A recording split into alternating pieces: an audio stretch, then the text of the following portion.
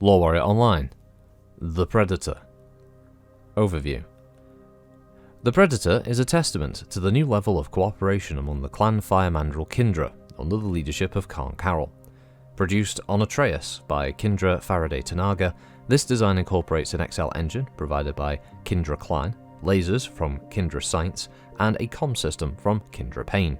Two other Kindra are responsible for shipping. The merchant caste of Khan Carroll's own Kindra acts as the broker to ensure even distribution of the mech throughout the clan. Initial testing showed that the twin autocannon tended to shake the cockpit quite excessively, spoiling the pilot's aim and frequently causing radical equipment failure. The Predator was redesigned with a lowered cockpit, a satisfying result that was relatively easy to engineer. Capabilities. For a second-line battle mech, the Predator is well matched against other heavy mechs. It carries an impressive amount of armor and is admirably suited to fast-paced action of the clan battlefield. In a trial of possession for the Predator design fought just prior to Clan Barok's absorption, Clan Fire Mandrill deployed Predators in a formation flanking their main frontline units. Under fire from a counter-assault, 5 Predators reformed into a star of their own and led a charge that decimated the Barok line. Every Predator walked off the field under its own power, each having claimed at least 2 kills. One Star Captain, since moved to a frontline force, claimed an impressive 3 kills, one of them a Timberwolf Prime. The takedown power of the Predator comes from its twin Faraday-designed LB-10 autocannons. Often supplied with both cluster and slug munitions, these weapons have the power to quickly sand away armor and penetrate deep into delicate internals of a mech. Extended range medium lasers add to the penetration capability of the Predator, with the smaller lasers an added bonus at point-blank range.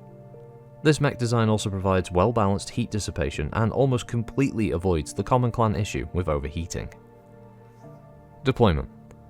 Despite some business quarrels among the Kindra, the Predator continues to walk off production lines on Atreus and into the ranks of every fire mandrill Kindra. Kindra Mattia Carroll is reconditioning a second factory on the clan world of Shadow to increase production of this successful design. Though the Predator has caught the attention of near every other clan, no rivals have yet declared trials of possession to obtain the design.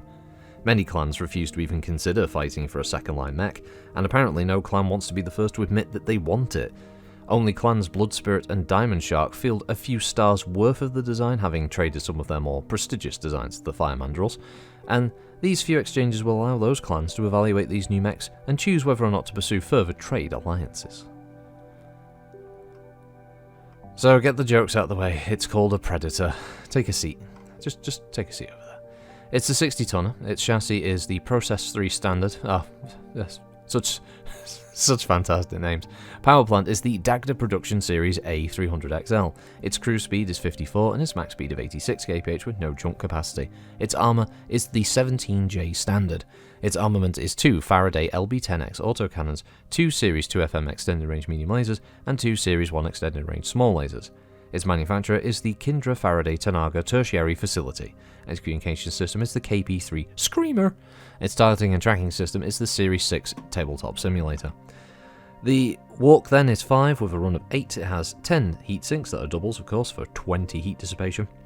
It has 9 armor on the crotch-mounted head, with 28 on the CT, 9 on the rear, 20 on the right and left torso, with 6 on the rear, 18 on the arms, and 25 on the legs. The LBs are located in both side torsos, as you can tell, each with 20 shots, probably split between 10 and 10 for slug and cluster.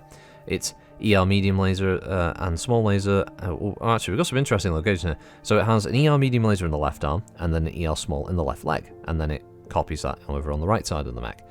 So yeah, you can see those lasers are either side of the cockpit there, on the hips, and yeah, it's straightforward.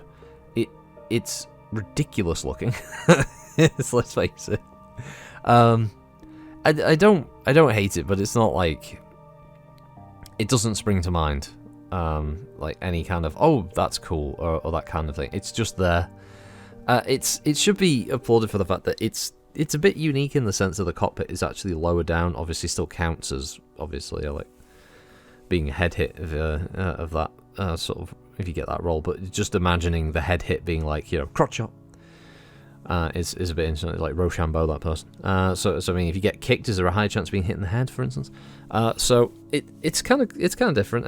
I know it's I believe, I don't know if this has been retconned, but I believe the Archer, for instance, had its head was located further down the machine, not in the kind of front sort of torso section. It was more in like the mid section of the mech. That's probably changed since with the updated art and stuff, but I think that was the original sort of anime style design, and they sort of just went with that because it didn't make any difference to the rules, obviously. But yeah, it's interesting. I don't mind the idea of the pilot having this unique kind of perspective. I don't know if there'd be any quirk rules that would work in that regard, but still, it's different. The massive LBs are just crazy. They're built to look like rotaries as well, even though they wouldn't need to rotate. I guess they would have.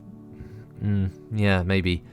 I don't know. When they cluster shot, they maybe all fire at the same time, that kind of thing. But they look like ultra autocannons or something like that in their design.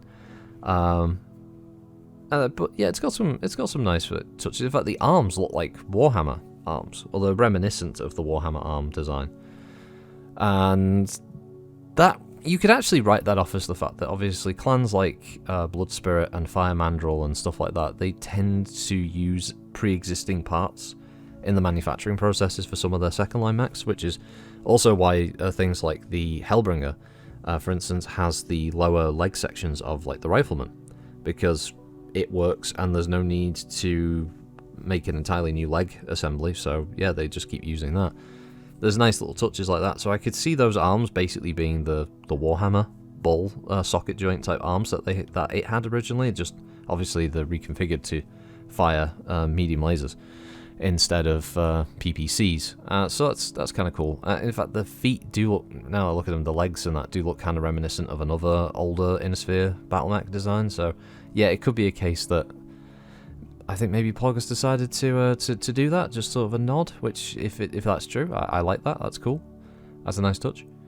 But I haven't really got much else to say about it. It's obviously it's a nasty mech. It's capable of doing some decent damage, especially when you do get into that mid-range sweet spot of its ability to sort of double slug shot. That's potential 20 damage, and then you've got your lasers, your 2 ER mediums on there. That's an extra 6 damage. From each of those, so you can do a pretty significant amount of damage in a single hit. And then yeah, if you are firing at a target that's already got open spaces, that's when you're going to be, cluster shot, see if you can get some crit rolls in there. So there's a lot of potential, and it's got plenty of ammo for both to be able to do that. Basically 20 slug shots and 20 cluster shots in essence, so it's not too bad. Yeah, it's overall it's functional. It just carries a pair of really big guns. This would be the kind of thing that would actually be like all the rave in fucking MechWarrior Online, for instance, because players would love having like 2 high-mounted ballistics hardpoints like that, especially ones for a 60-tonner that with an XL engine. Yeah, they'd have all kinds of fun with that. You can imagine it like hags and stuff being loaded into that thing with high hardpoints that they can just peek over. I suppose the only downside is that your guns would peek over before your head, so you would actually have to probably expose more of the mech than you think you need to fire the guns, because you wouldn't actually be able to see what you're firing at. That's kind of amusing now. I would like to see this. It's official. I want to see it in MWO just to see people struggling to get used to the cannons poking over the hills. But that would be funny. Yeah, that's the Predator. We know how to catch one. So that's how we go with that old joke. So, not bad. I don't dislike the art. It's not one that I would jump to. Personally, if I was going to ask for it to be redesigned, I'd probably tone down the size of the LBs a bit. But the rest of it looks fine. So, yeah, other than that. Me critiquing, I can't draw for shit. I can paint minis alright. I can do that. But I can't draw. I wish I could. I wish I could do anything close to this as far as line art is concerned. If you're an artist, obviously, you are a lucky person. You have that innate talent, and I'm very envious of you for that. Because I wish I could draw like cool mecha designs and stuff. But yeah, other than that, have a good one all. Thanks for listening, as always, and I'll catch you next time. Bye bye.